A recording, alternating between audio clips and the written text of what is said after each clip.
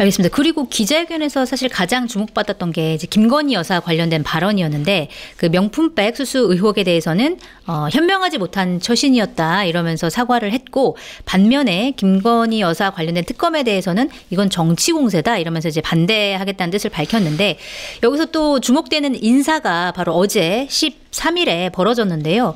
이 검찰 인사가 대대적으로 이루어졌는데 일단 김건희 여사를 수사하고 있던 수사라인 자체를 싹 교체를 했고 서울중앙지검장에 이창수 전주지검장을 임명을 했습니다. 그런데 이 인사가 굉장히 묘한 게 이원석 검찰총장이 신속 수사를 하자 김건희 여사 관련해가 신속 수사를 해라 이렇게 명령을 한 지 11일 만에 벌어진 인사라는 점이어서 결국 김건희 여사를 방탄하기 위한 인사 아니냐 이런 비판이 나오는데 이건 좀 어떻게 보셨어요? 네, 방탄용이죠. 뭐. 네. 처음 봤어요. 검찰 인사를 자기 그 대통령이 부인 관련 수사를 못하게 하기 위해서 네. 검찰 인사를 한다고밖에 해석할 수 없어요. 뭐 다른 이유가 별로 없습니다. 지금 검찰총장이 한 4달 뒤면 바뀝니다. 네.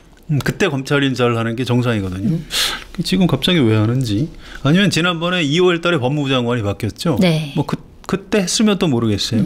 근데 지금 그렇지 않아도 뭐 서울중앙지검장이 김건희 여사를 소환해야 된다. 네. 이런 얘기를 하고 그것 때문에 좀 대통령실하고 갈등이 있다. 이런 보도가 잇따르고 있는데 뭐 거기에 대해서 부인도 못하고 있어요. 아마 네. 사실인 것 같습니다.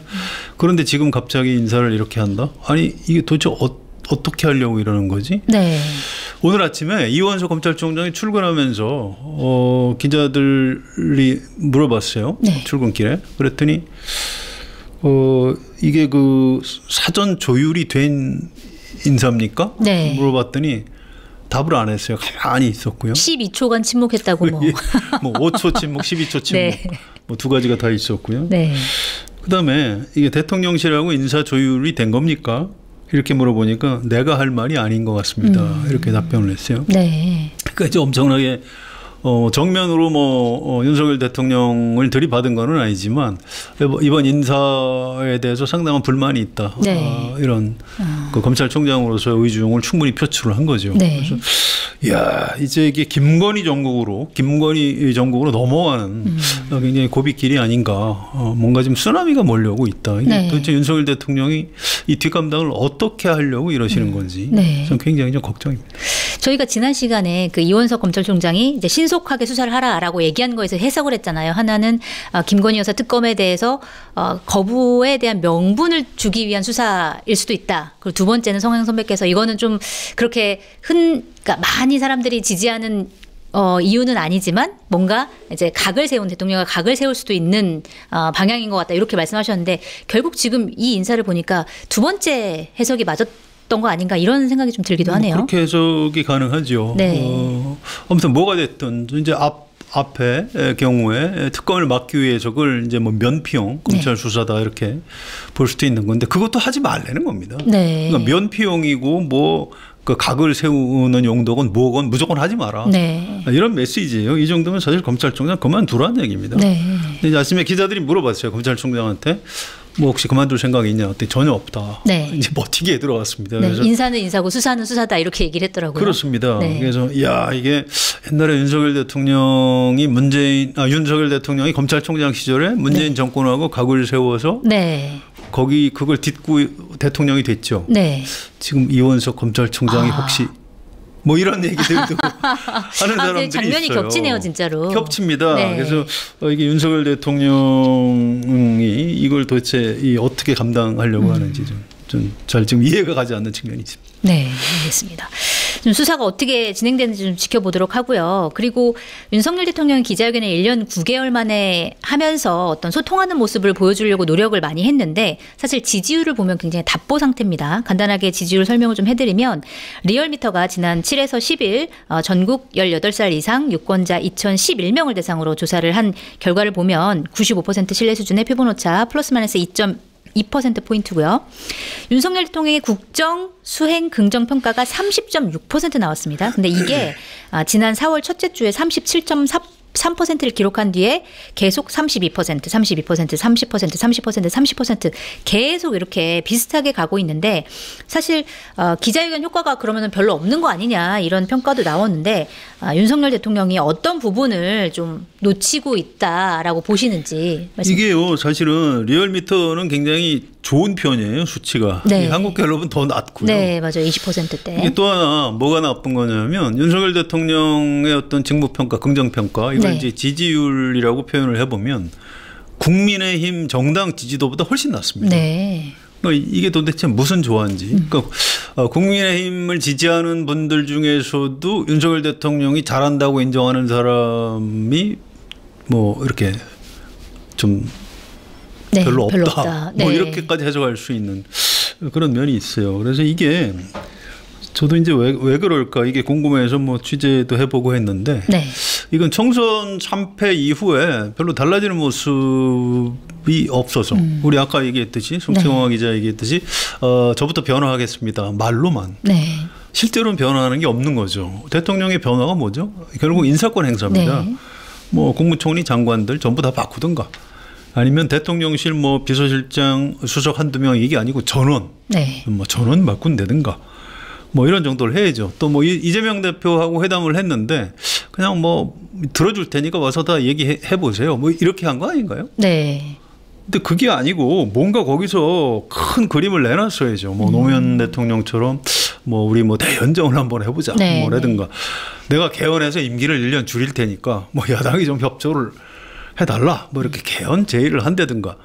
아니 그런 거 없이 그냥 내가 잘 듣겠다. 뭐 그냥 이렇게 뭐 약간의 태도 변화를 갖고 이걸 돌파하려고 하니까 안 되는 거죠. 우리 국민이 평가하지 않는 겁니다. 네. 그 자세한 아까 여론조사 소개드린 내용은 중앙선거 여론조사 심의위원회 홈페이지를 참조하시면 더 자세한 내용을 보실 수 있습니다.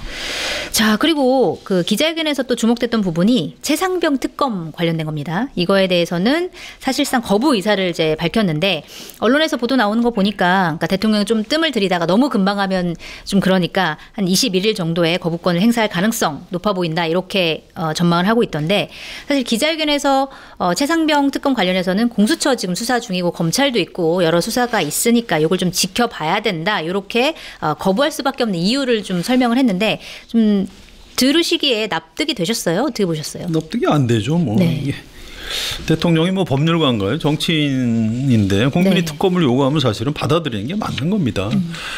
더구나 윤석열 대통령은 이 외압의 당사자예요. 네. 뭐 윤석열 대통령이 경로해서 이 모든 사태가 벌어진 걸로 다들 그렇게 알고 있잖아요. 네. 근데 기자회견 때 그 얘기 안 하지 않았습니까? 질문을 했는데 대답을 좀 다른 방식으로 대답을 했죠. 네. 질문이 좀 아쉽긴 해요. 네. 기자가 차라리 경로하셨습니까? 그러니까 구체적으로 좀 이렇게 물어봤으면 좋았을 물어보고 텐데. 경로 했으면 왜 했습니까? 이렇게 물어봤어야 되는데 네. 조금 이제 질문을 그렇게까지는 직접적으로 안 한 그런 측면이 있습니다만 아무튼 거기서 윤석열 대통령의 답변 굉장히 좀 유체 이탈 화법으로 빠져나왔죠. 네. 동문서답이었다는 그렇습니다. 평가가 뭐 많았습니다. 내가 있을 수 없는 일이 일어나서 국방장관을 혼내줬다고. 네. 아니 누가 뭐 그게 궁금하다고 그랬습니까? 그래서 지금 이 걱정이에요. 이 최상병 특검법 쓰나미하고 아까 말씀드렸던 김건희 쓰나미 두 개가 몰려오는데 어느 게 먼저 이 육지를 강타할지 네. 이 앞서거니 뒤서거니 하는 것 아닌지 그래서 굉장히 점점 커지고 있는 것 같습니다. 네. 이게 보니까 최상병 특검에 대해서는 야권에서의 공세가 점점 세지고 있는데 더불어민주당 같은 경우에는 22대 총선에서 당선된 초선 당선자들이 지난 10일부터 특검법을 거부권 행사하지 말아라 이렇게 하면서 천만 농성을 시작했고 어제는 뭐 대통령실 앞에서 또 시위를 했고 이렇게 압박을 계속하고 있고 조국 혁신당 같은 경우에는 대통령이 최상병 특검을 만약에 거부권을 행사를 하면 탄핵 사유가 될 수 있다 이렇게까지 얘기를 하고 있는데 국민 여론도 아까 말씀하신 것처럼 최상병 특검 해야 된다 여기에 더 기울어져 있는데 막판에라도 거부권 행사 안 할 가능성 혹시 있을까요? 별로 없죠. 그래서 이걸 이제 국민의힘 조혜진 의원이라고 네. 있어요. 이분은 이제 아이디어를 어떻게 냈냐면 일단 거부권 행사는 하되 네. 대신에 지난 번에 그 이태원 특별법처럼 여야가 합의해서 법안을 수정해서 네. 뭐 의결을 하면 받아들이는 식으로 이렇게 절충을 하면 어떠냐 이제 뭐 굉장히 좋은 아이디어를 낸 겁니다. 네. 그런데 그것도 지금 윤석열 대통령은 받아들일 생각이 없는 것 같아요. 그래서 이게 점점 커지고 있습니다. 네. 어떻게 감당하려고 하는지 참 궁금합니다. 일단은 이제 최상병 특검 같은 경우에는 이제 대통령이 거부권을 행사하면 이제 국회 본회의에서 재표결이 이루어지는데, 지난번 방송에서 이제 성선임 기자께서는 통과 가능성이 크다 이렇게 말씀하셨는데, 국민의힘 신임 원내대표로 선출된 추경호 원내대표 같은 경우에는 이제 이탈표 단속에 나선 것 같아요. 벌써 당선 소감으로 우리 단일 대우로 가야 된다 이렇게 강조를 했는데, 이 단일 대우를 형성한다는 거 가능할까요? 성공할까요? 뭐 최선을 다해야죠. 하여튼 조금 시간이 있기 때문에 좀 지켜봐야 됩니다. 이게 왜냐하면 네. 아마 5월 28일 본회의에서 하지 않을까 이렇게 예상이 됩니다. 그런데 추경호 원내대표 힘으로 이거 막을 수 있을지 잘 모르겠어요. 네. 추경호 원내대표 지금 선출된 지 며칠 안 됐죠. 네. 만약에 여기서 재의결되면 추경호 원내대표가 책임지고 그만둬야 됩니다. 그렇군요. 최단 원내대표로 해야 될지도 몰라요. 그래서 이게 최선을 다해서 맡긴 할 텐데, 이게 추경호 원내대표가 노력한다고 될 문제는 아닌 것 같고요. 네. 전 결국 이 문제 윤석열 대통령한테 달려 있다고 봅니다. 이게 거부권 행사를 하면서 태도가 중요한 것 같아요. 이게 좀 뻔뻔하게 버티는 식으로 네. 이렇게 한다 그러면 반란표가 나올 수 있다고 생각합니다. 네. 예, 지금 이번 21대에서 22대로 재진입 못한 국민의힘 의원들이 세 보니까 58명이더라고요. 네. 그래서 그 중에서 명단을 이렇게 보니까 지난번 기사에서 명단 쭉 쓰신 거 보니까 잘 봤습니다. 제가 기사에 일부러 명단 써놨어요. 네. 그 중에 한 20명 될 수도 있겠다 싶어요. 그런데 네. 윤석열 대통령이나 추경호 원내대표나 뭐 이런 분들이 이거 특검 재의결되면 우리 정권 무너진다. 네. 이렇게 이제 죽는 소리를 할 수가 있어요. 좀 살려달라. 이제 이러면 의원들도 사람인데 네. 마음이 좀 약해질 수가 있는 거죠. 그래서 좀 더 지켜봐야 될 것 같고요. 윤석열 대통령의 말 한마디, 표정 하나, 뭐 메시지, 어떤 쉼표, 다운표 이런 거 하나 네. 굉장히 지금부터 중요한 의미를 갖는다고 봐야 될 것 같습니다. 네. 참 이것도 궁금해지는 측면이네요. 어떻게 될지 한번 지켜보도록 하겠습니다. 자, 그리고 국민의힘 얘기를 좀 더 해봐야 될 것 같은데, 황우여 국민의힘 비상대책위원장이 지난 12일에 비대위원 인선을 단행을 했는데요. 정책위의장의 정정식 의원, 사무총장의 성일종 의원, 비대위원의 유상범, 엄태영, 전주혜 의원, 그리고 김용태 당선자 이렇게 각각 내정이 됐는데, 언론 보도를 보면 다수가 친윤이라서 뭐 김용태 당선자 빼고는 대부분 친윤인데, 그래서 혁신이랑 거리가 멀고, 특히 비대위의 가장 큰 과제 중에 하나가 지금 전당대회 규칙을 바꾸느냐 마느냐 이거잖아요. 현재는 당심 100% 룰로 돼 있는데, 이거를 민심 반영을 더 늘리는 방식으로 바꾸는 게 요 멤버를 가지고 과연 가능하겠느냐, 이런 우려가 나오는데 어떻게 보세요? 아무튼 이건 사실 황우여 위원장이 참 뭐 사람이 여러 가지 뭐 좀 인품도 훌륭하시고, 네. 근데 한계가 너무 명확해요. 이건 다음 전당대회 준비를 위한 어떤 실무형 네. 비대위입니다. 이제 여기다가 혁신을 요구하는 건 좀 처음부터 무리였죠. 그래서 전 뭐 별로 기대를 안 했기 때문에 별로 실망도 안 하는 편이고요. 네. 다만 전당대회 규칙은 보니까 못 바꿀 것 같습니다. 아, 그래요? 이게 윤석열 대통령이나 당내 그 친윤 네. 의원들이 반대가 너무 심한 것 같아요. 이게 민심 반영 비율을 높이면 혹시 네. 윤석열 대통령이 그렇게 싫어하는 뭐 네. 안철수 의원이라든가 네. 또 더 싫어하는 유승민 전 의원이라든가 이런 사람들이 혹시 대표가 되면 네. 자기들 정권 무너진다 이렇게 생각하는 거죠. 그래서 너무 반대가 심하기 때문에 전당대회 규칙은 좀 변경하기가 어려울 것 같다 이런 예상입니다. 그렇군요.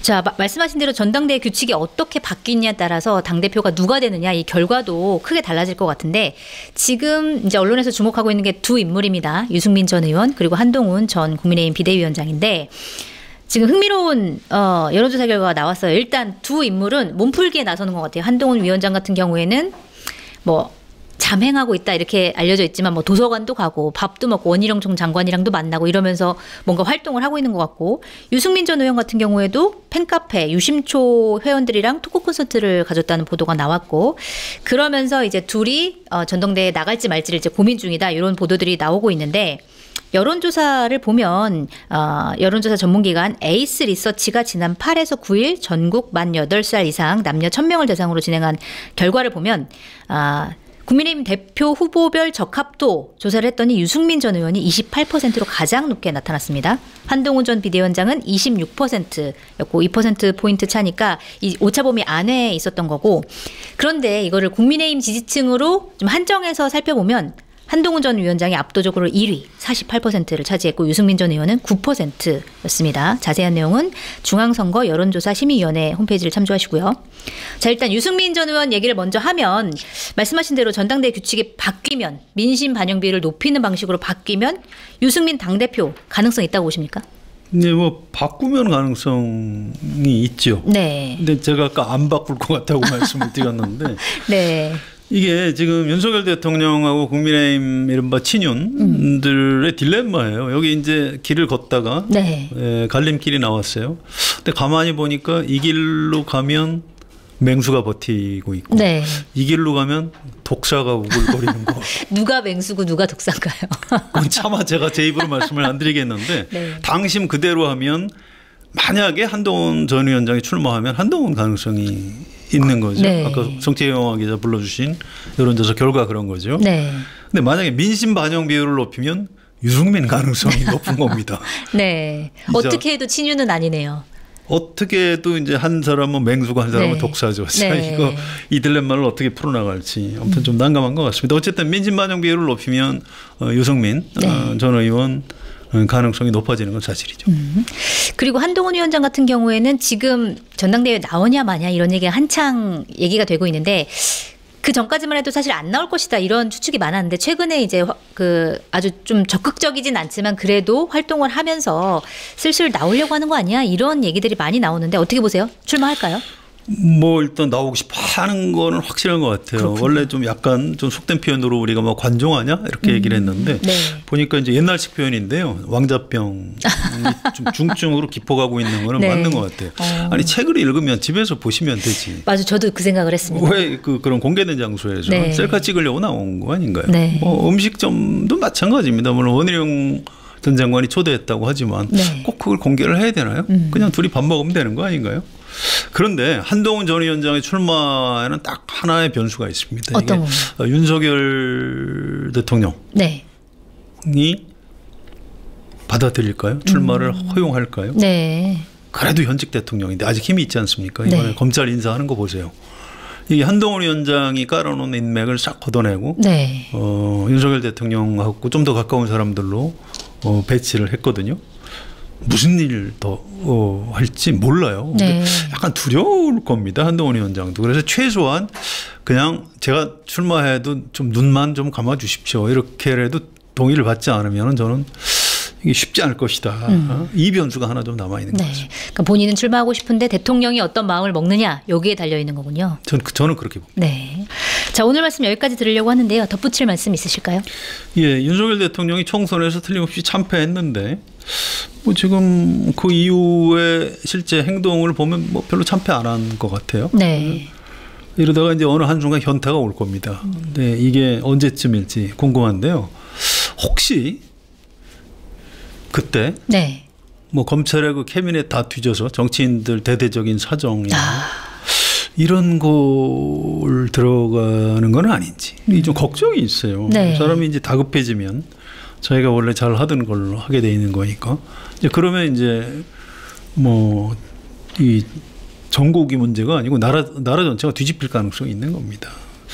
또 지금 이제 상대적인 건데요. 이제 윤석열 대통령이 이제 그런 식으로 좀 막가는 행보를 보이면 야당도 그냥 있지는 않을 겁니다. 네. 이미 그 22대 대권 전부터 여기저기서 집회하고 시위하고 지금 농성하고 이러고 있죠. 그러면 이제 거리의 정치가 재현되는 거죠. 네.